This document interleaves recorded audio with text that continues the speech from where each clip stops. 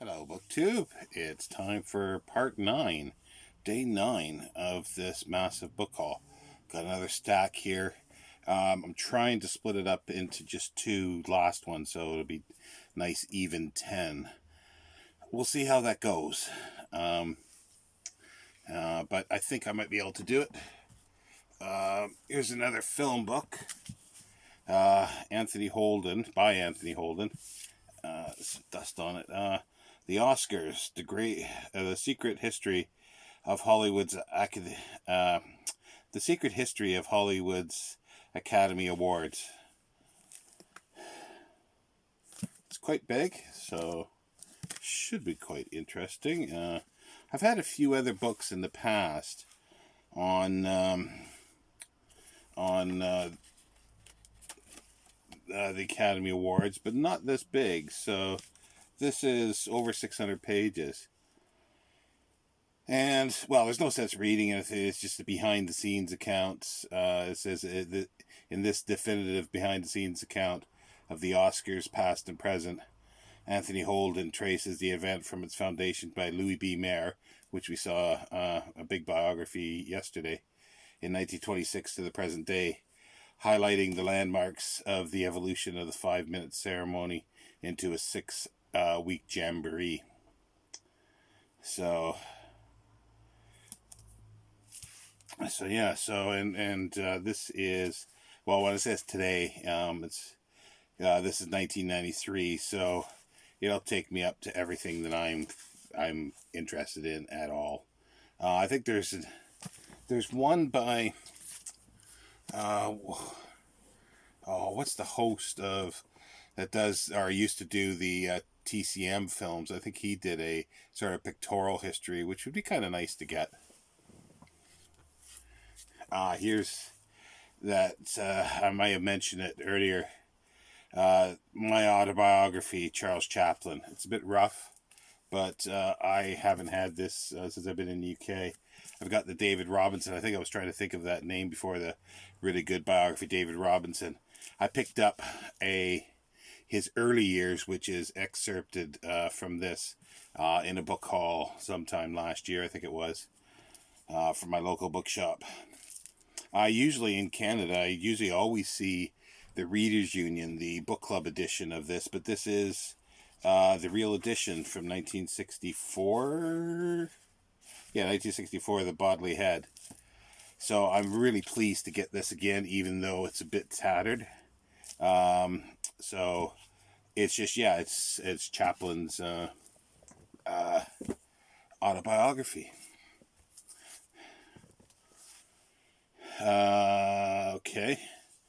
This obviously is missing the dust jacket, but it's got a ISBN stuck on the back. So, yeah, that could be a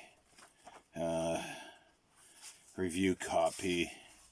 This is From Rome to Byzantium, the 5th century A.D. Michael Grant. It's a Routledge, 1998. Yes, 1998. And yeah, it's exactly what it says. Michael Grant was, I'm not sure if he's still alive.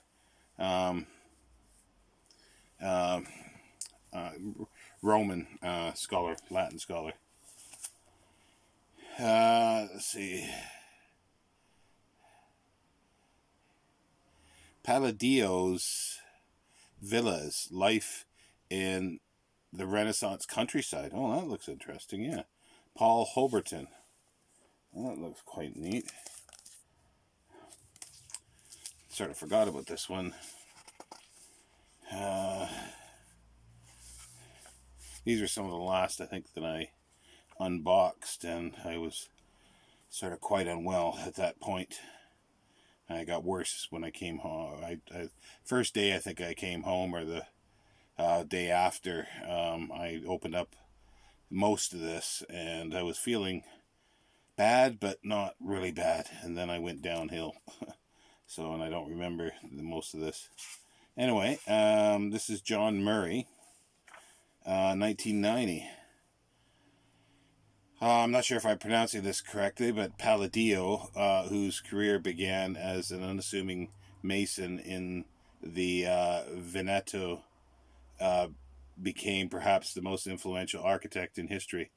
His subtle use of proportions, his sense of how a house should fit its setting, his delight in columns, pilasters, and pediments formed the language of Western architecture until almost the modern age.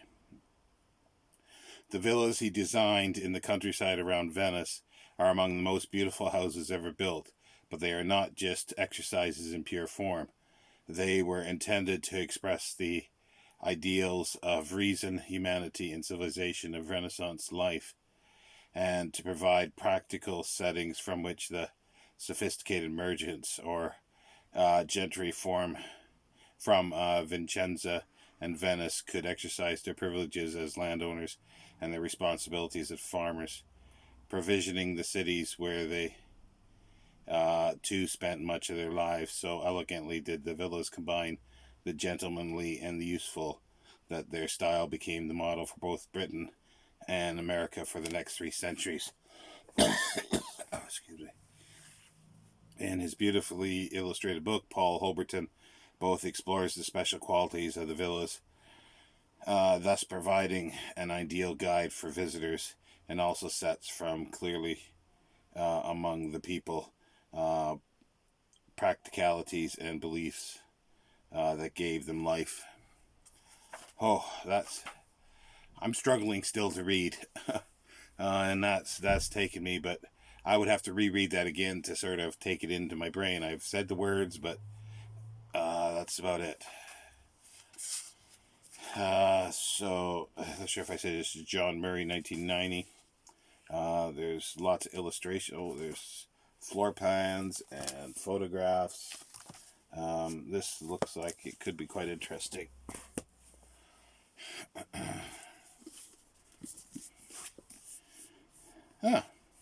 Another film, sort of small biography, very small. A. Scott Berg is the author. Kate Remembered, Katharine Hepburn, a personal biography. So yeah, it's very slim for biography, and it's turning very yellow. So it's a British edition. Simon Schuster, London, yeah. So it's the UK. 2003. For 7 decades, Katharine Hepburn played a leading role in the popular culture of the 20th century, reigning as an admired actress, beloved movie star, and treasured icon of the modern American woman. She also remained one of the most private of all the public figures of her time. In 1982, at the age of 75, her career cresting the 4-time Academy Award winner opened her door to biographer A. Scott Berg, then 33, and began a special friendship, one that endured to the end of her illustrious life. So that could be quite interesting. Just probably it's the time that he knew her, so it may not be as bad as like being very short. Yeah, because since I've been out, I've read 2 books. Two books. Basically, I reread, I should say. African Queen by Foster, C.S. Forster. Oh, I get it mixed up. And watched the film, and Katharine Hepburn was in it, so that was really good. John Huston film.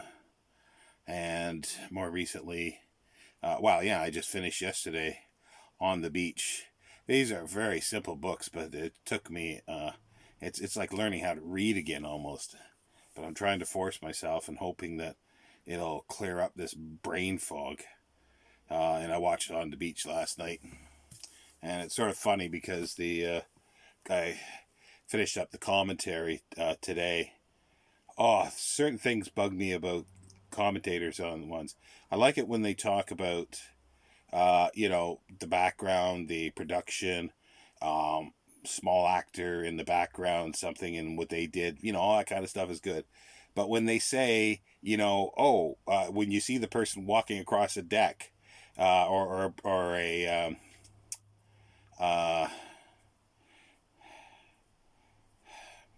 see, there's the brain fog. But anyway, walking, and then the narrator goes, "Oh, there she is walking. Yes, we can see that." That is not what commentary is for. Anyway, I could go on about it. Oh, here we go. Is this one of the? Yeah, this could be. Yeah. This is nice condition. It's Glenn Daniel, A Short History of Archaeology, and it's Ancient Peoples and Places. He's the editor, and it says something. Oh, this is volume 100, so that's really cool. So Thames and Hudson. I've got quite a few of these then. Several of these now in this size, and I think there's one of these, probably the last one, in the smaller size we'll get to. This is Thames and Hudson, 1981. No adventure story is more filled with astonishing incident and vehement contention than the story of a man's quest to discover his past, and no writer is better equipped to relate it than Glenn Daniel, professor of archaeology at Cambridge, distinguished author and well-known television personality. Yeah, in the 50s, I think, here in the UK. I've never seen any of these, but I believe he did a sort of a live TV show for archaeology, or maybe early 60s, I'm not sure which. But yeah, no, this, like, in good shape, I wouldn't turn down any of these volumes. This is a really, obviously, short, and they're all short, but they're great introductions, and they're usually really fabulous authors as well. Ooh, yes, this is a very nice one. Periodicals and publishers. The Newspaper and Journal Trade, 1740 to 1914. It's edited by John Hinks, Catherine Armstrong, and Matthew Day. Now, this is the stuff that I really like, so that'll go up, like that other one I think we had yesterday on papers for newspapers. Oh, it says here, it's 10th volume of the Print Network series, contains 11 original contributions by scholars working on periodicals and newspapers in the British Isles outside London. The essays focus on the period between 1740 and 1914, including some case studies of individual publishers and their experiences in the print market. This volume demonstrates the cultural and political significance of newspapers and periodicals and their producers.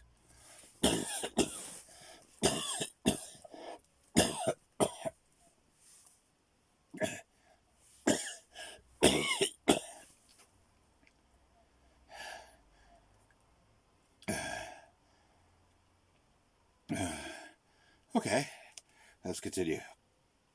Not sure where I was, but this volume demonstrates the cultural, political significance of newspapers and periodicals and their producers. A key theme emerging from the essays is the range of relationships between producers and consumers of print who lived and worked in the provinces and their connection with London. Examination of the question of provinciality sheds considerable new light on the connection between book trade people in all parts of the British Isles.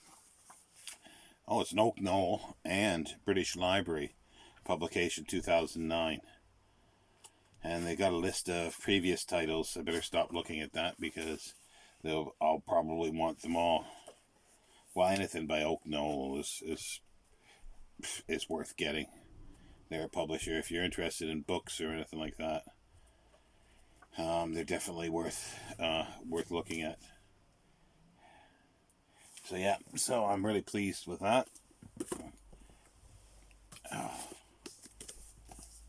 The Vikings. The Story of a People by Njord, Kane.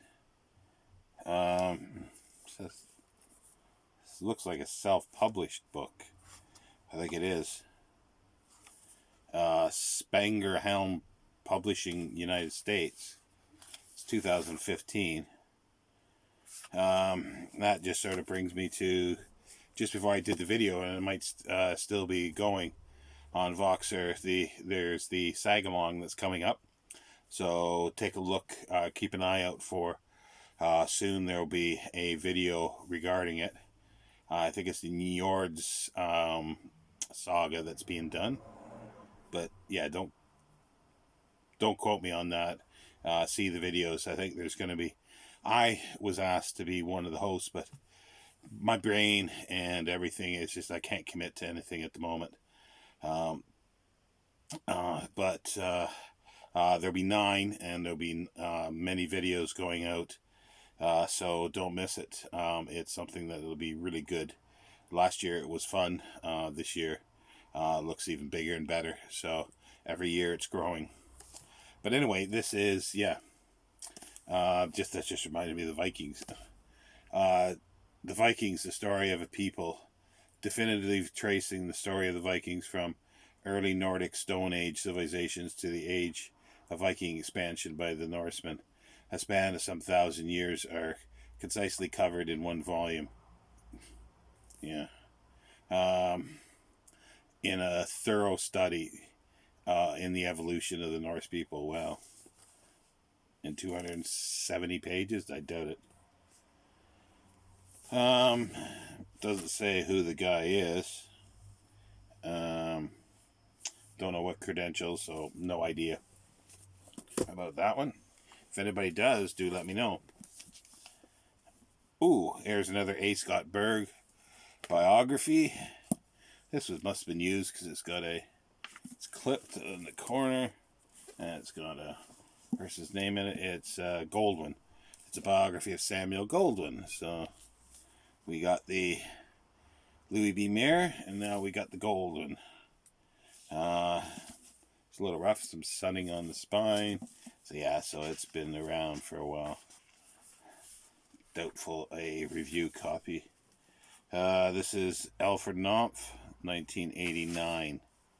So yeah, A. Scott Berg's first book since his widely acclaimed American Book Award winning Life of Maxwell Perkins. Oh, I didn't know he did Maxwell Perkins.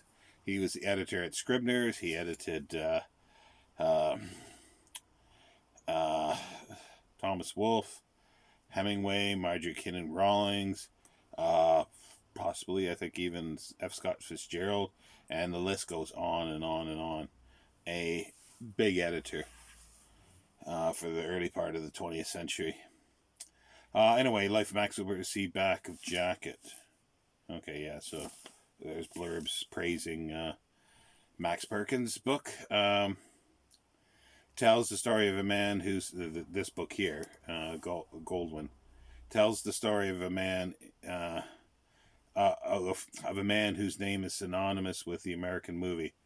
From its beginnings through its golden age, Samuel Goldwyn's story is a pioneer story, a folk story, a movie fantasy that came true. It is a story about creativity, ambition, money, drive, about a time in America where there was a pot of gold at the end of the rainbow.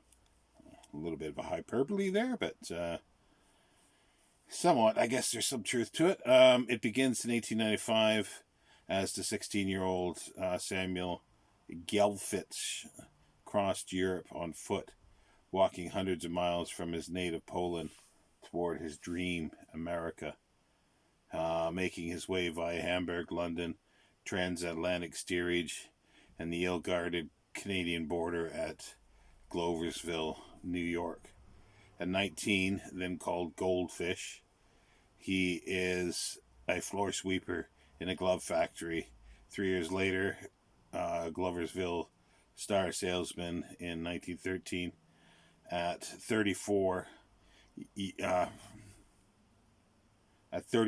he joins forces with a well-known vaudevillian Jesse Lasky and the unknown Cecil B. DeMille, a collaboration that resulted in The Squaw Man, the first feature-length film made in a place called Hollywood.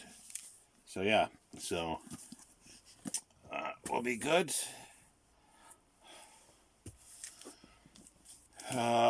Okay, yeah, we're hitting a bit of a vein of film stuff. The Xanax of Hollywood, the dark legacy of a movie dynasty, or dynasty. Dynasty, depends. I like dynasty better. Merrill's J. Harris.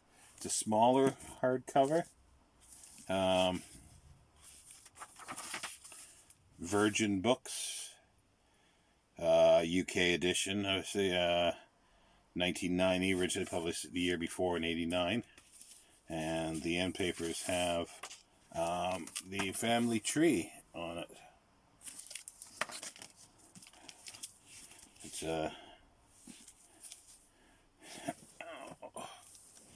although he never appeared on screen, Darryl F. Zanuck produced, directed, and starred in his own life as if it were one of the 600 movies he made during his long and energetic career as head of production at 20th Century Fox. In the real-life drama, however, his wife and children were cast in some of the worst parts. Virginia portrayed the loyal, respectable Hollywood wife to Zanuck's compulsively philandering husband. Richard played the darkly devoted son, groomed by the mogul himself, who would one day unseat his father from his throne, and the Zanuck daughters, Darylyn and Susan, often appeared in tragic bit parts as ambitious and frustrated failures. For generations, the Zanucks have acted out an anguished destiny. Even before Zanuck died in 1979, the simmering battle amongst his heirs had erupted into an all-out war for his fortune. The widow brought her own grandchildren. His son turned against... No, the widow fought her own grandchildren. His son turned against his daughter. Grandchild bickered with grandchild, and all of them opposed Zanuck's French mistress. The whole sorry drama climaxed in courtrooms, private clinics, and funeral homes as the Hollywood dream turned into a nightmare. Brilliantly investigated and superbly written, The Xanax of Hollywood is a dramatic story of 3 generations of a powerful and glamorous family dominated and destroyed by the spirit of one man. I'm not familiar with this book, so it could be good, it could be bad. It's not that big. So, it could be turned into very melodramatic and soap opera-y, rather than just sort of just the facts type thing, and embellished from there to a good biography and history, but we'll see. Now, this is not film. This is Inns, Ales, and Drinking Customs of Old England by Frederick W. Hackwood. It's quite big. It's a reprint company, Bracken Books.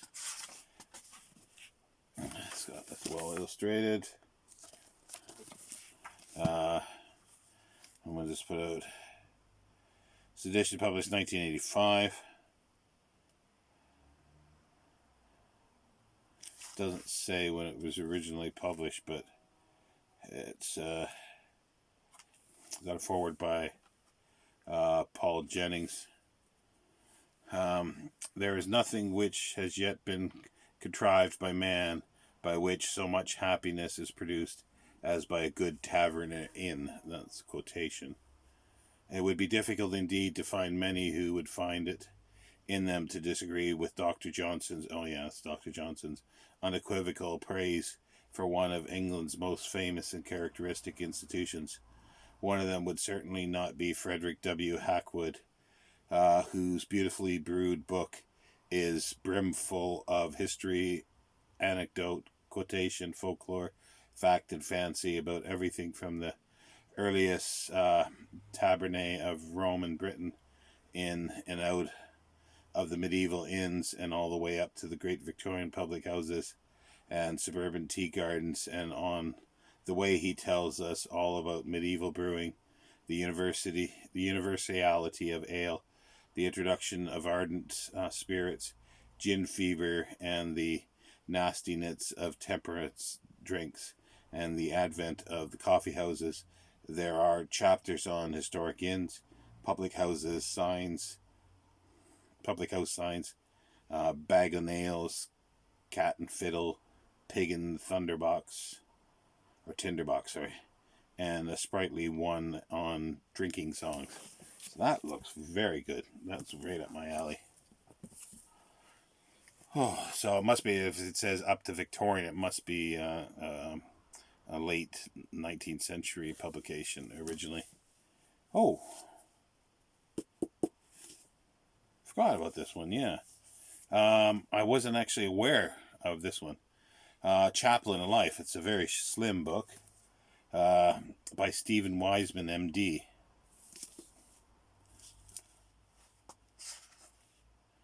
Arcade Publishing.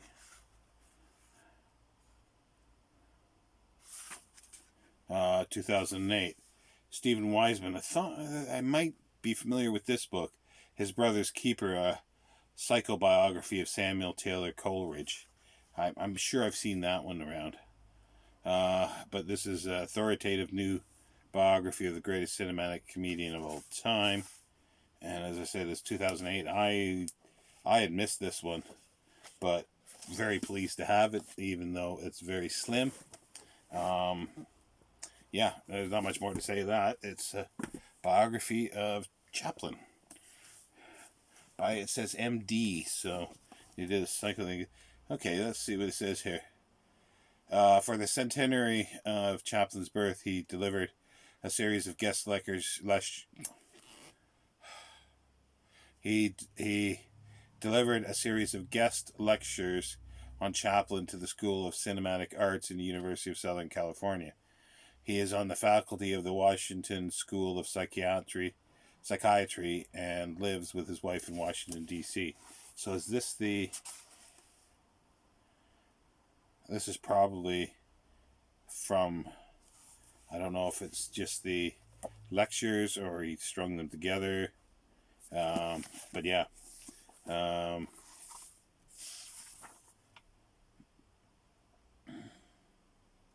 Could be, yeah, because it just, there's the way the titles are: Family Romance, Family Secrets, Improvisations, The Invulnerable Child, Life is a Tragedy, a close-up, but a comedy in long shot, Child Prodigy, Woman in the Window.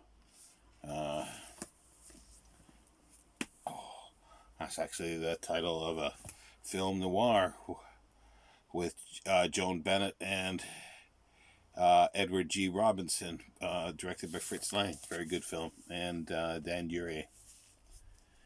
Ooh, Almhouses. That's nice. Yeah, there's a lot of stuff here that I like. Some sunning on that. It looks like something was around it. This is Robert Hale. They're another publisher, sort of akin to David and Charles, and a few others. Did a lot of sort of general stuff, but this is 1988. Lots of photographs throughout, with lots of text as well.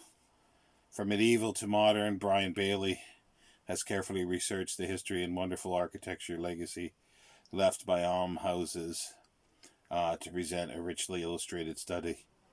Founded usually by local worthies and benefactors long before the rise of the poor law or the welfare state, almhouses were often among the oldest buildings in the communities in which they occur, and there is an immense variety of architectural styles and materials used. They range from simple one-story terraced cottages to grand and palatial structures, and some of them are among the nation's most prized treasures. There's several that were in Bedford here, and there was one, well, the one that's totally gone was for the veterans of Battle of Waterloo.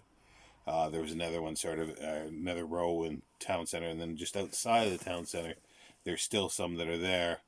And I always thought, oh, I'd love to live in one of those. They look kind of nice, but they're very small. And what they've turned them into is flats, like first floor and the second floor flats. So they're even tinier still. And the rent, I think, in them are just atrocious. Oh, here's another one. I don't think it's the same title. David Rohl, The Lost Testament, From Eden to Exile, the 5,000-year history of the people of the Bible. It's got a bit of lean, so it must have been read. Century Books again, 2002. It's a smaller book in size than the other one. The other ones are a little bigger. The other 3 volumes, From the Beginnings in Eden to the Fall of Jerusalem, the exile to Babylon. David Rohl tells the epic tale of the Israelites and their powerful God, Yahweh. The earliest part of the Bible is recognized as the foundation stone of 3 great religions, Judaism, Christianity, and Islam. Yet over the last century, archaeologists and historians have singly failed to find any evidence to confirm the events described in the Book of Books. As a consequence, many scholars took the view that the Old Testament was little more than a work of fiction. This testimony of biblical history had, in effect, been lost. Then in 1995, this scholarly skepticism over the historicity of the Bible was suddenly challenged when Egyptologist and historian David Rohl burst onto the scene with a new theory. He suggested that modern researchers had constructed an artificially long chronology for the ancient Near East, a false timeline which had dislocated the Old Testament events from their real historical settings. The alternative new chronology, first published in A Test of Time, The Bible from Myth to History, created a worldwide sensation and was fiercely resisted by the more conservative elements within academia. 7 years on, however, the chronological reconstruction has developed apace and numerous new discoveries have been made. Now in his new book, The Lost Testament, David Rohl reveals the entire story of the children of Yahweh, set in its true historical context. An astounding number of references in the literature of neighboring civilizations are drawn to synchronize with the Old Testament accounts, confirming events which had previously been dismissed as mythical. Maybe. In addition, his contemporary literature combined with the archaeological record reveals new information with new stories about personalities such as Enoch, Noah, Nimrod, Joseph, Moses, Joshua, Saul, David, and Solomon. The Bible has at last been recovered from the ruins of the ancient past, as the when and where and who are explained, throwing unforeseen and fascinating new light on the world's most treasured book. Well, that's also questionable. This might be, there's 4 books that I've got by David Rohl.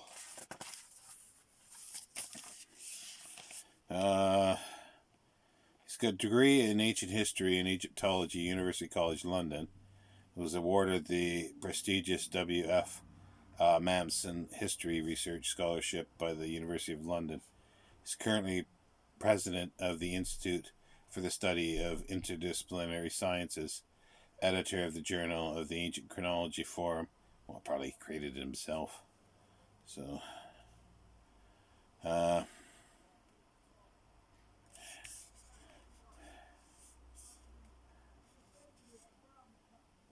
yeah, this might be the 4th one. What year was this again, did I say?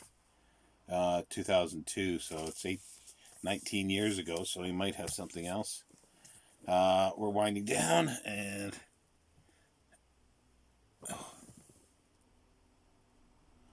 I thought it said 84 minutes, 34. I thought I've got this in hardcover as well somewhere, I think. I'm sure I got this. This is his revised edition, though. Hollywood Destinies, European Directors in America, 1922 to 1931. Graham Petrie. Wayne State University Press, 2002. Oh, this is like pristine condition, looks like almost. Yeah, so it's European Directors, 22 to 31. It's sort of right up my interest area.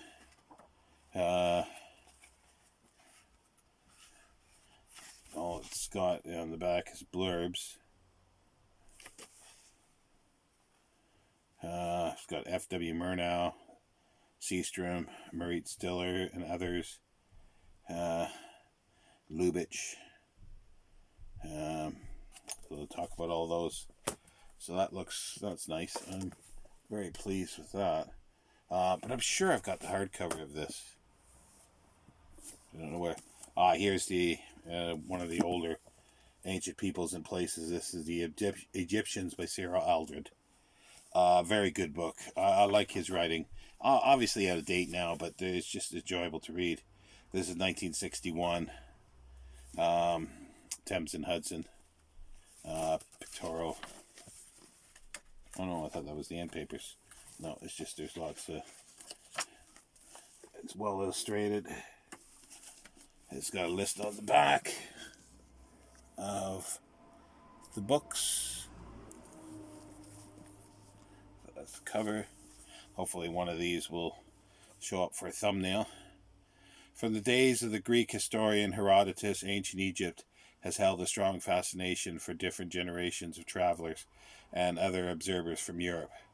Their lively curiosity has fathered the European science of Egyptology, which during the last century brilliantly rediscovered the Egyptian past. Egyptology, however, has had to pay the price for choosing the romantic sunrise in which to be born, and a light which is not wholly of this world continues to play around the subject, obscuring as much as illuminating it. The little that reaches the layman only tends to underline Herodotus' words that Egypt contains more wonders than any other country. Here sensational finds seem commonplace. Rich treasure is frequently uncovered in dramatic circumstances. The remote past seems compulsively present, but it is only because unique climatic conditions in Egypt have favored the preservation of so much of its antiquity, and we retain an impression that everything was larger than life size. As far as the material culture was concerned, Egypt must have differed less in kind than in degree from contemporary Bronze Age civilizations of the Near East, of which only a scantiest trace now remains. But yeah, there's tons of stuff there. In the last year or so, they found a cache of like 30 or 40 mummies. I think important ones as well that they're working on. But yeah, but no, I just love this series, and yeah, I wouldn't say no to the whole set. Yeah, there's 100 and some, obviously, because that was the 100th volume. But anyway, this is getting long. It's almost 40 minutes, and I will see you next time. BookTube, with the last of the book haul. It's winding down. Take care.